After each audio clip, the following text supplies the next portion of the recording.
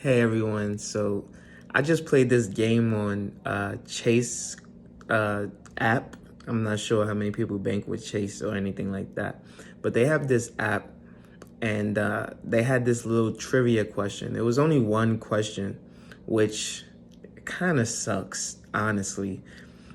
If you're going to do some trivia, give at least 3 questions so that we can see how financially savvy we are, right?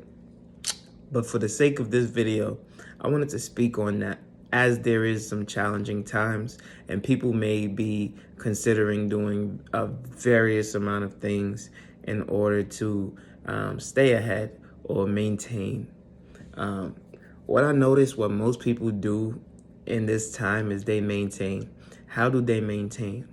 Well, if things are more expensive and you don't want to work harder to maintain your lifestyle, what they'll do is they'll start pulling from their savings, they'll start pulling from their investments, they'll start pulling from every and anywhere. They'll even start asking people for money.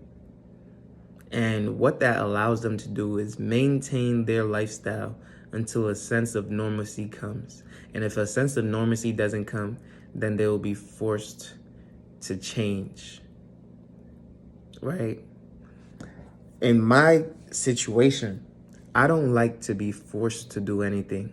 I like to decide what my fate is, what I do, how I do it, and how I get to the next step. For example, if I'm working a job, I know if I'm late, I can be fired. If I show up early, the likelihood of me being fired is less. If I have a good job that pays me well, I can search for another job while working at this job and try and earn more or feel better at that job that I'm searching for. But if I show up late, if I don't do what I'm supposed to do, I will be forced to look for a job rather than having the ability to look for one and having the ability to stay put because I'm in a good position. I don't like to be forced. I like to be in a good position. So in this market, you have to identify what you want to be, because I can tell you what to do, but if you don't want that for yourself, it really doesn't mean anything. And so how I put myself in good position is by saving aggressively, investing smartly, wisely in historical things like ETFs, S&P 500, VOO, Vanguard S&P 500, right?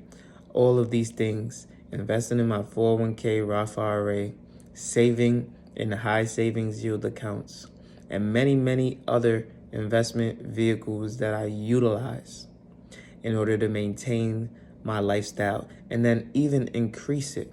And then I have a higher savings cushions than I ever had in years past because of where the market is, where the economy is. If I was to go through job loss, if I was to go through something that was unexpected, I would be more than prepared, because even now, as I have a huge safety net, I'm still adding onto it to prepare myself for any rough patches that may come about. The reason why I'm doing this is because you have to expect the unexpected. And in a time like this is the first time I'm going through an economic recession as an adult. I need to be more prepared than most because I am unaware of what could possibly be happening. So when I was asked, hey, you're not like most people. Most people have credit card debt, car debt, a whole bunch of other things. Even cars getting repoed now is the highest I've ever seen. What are you going to do personally in this time to stay ahead? Well, I've told you all many times. told you I'm going to save aggressively, invest smartly, and not spend as much money, especially in the beginning stages of doing what I was doing.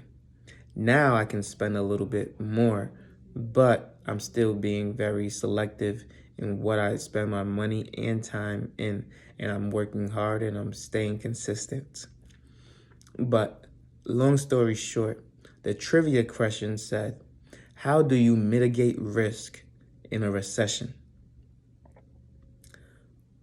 And the answer was to stay cool and remain consistent.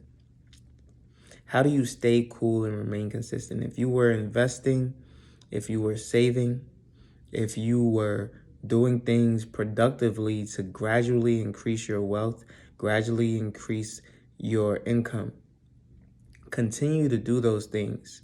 Even now, as the stock market is going down, as your money may be decreasing in your investments, continue to add on to those. Continue to dollar cost average into that. Mentally, it may be difficult. Mentally, it may seem as though you're losing in the short term.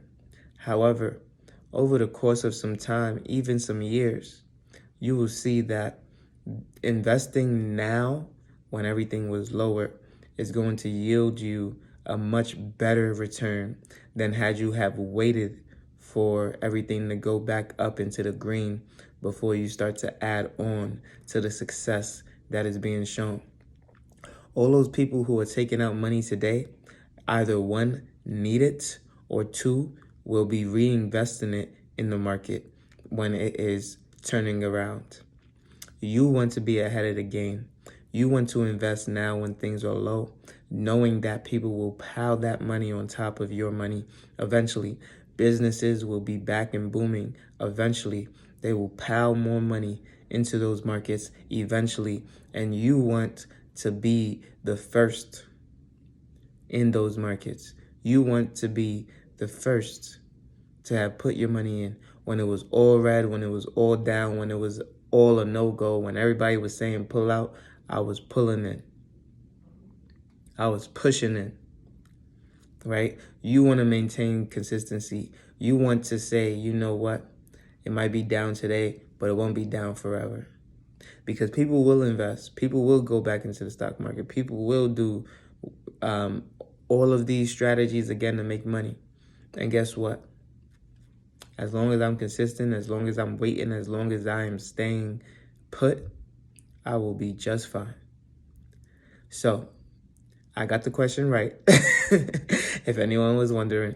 And if you like little videos like this, make sure you leave a like, comment, and subscribe. And let me know what you're doing to stay ahead of this recessionary time. If you like this video, let me know in the comment section down below. And I'll see you on the next one. Peace.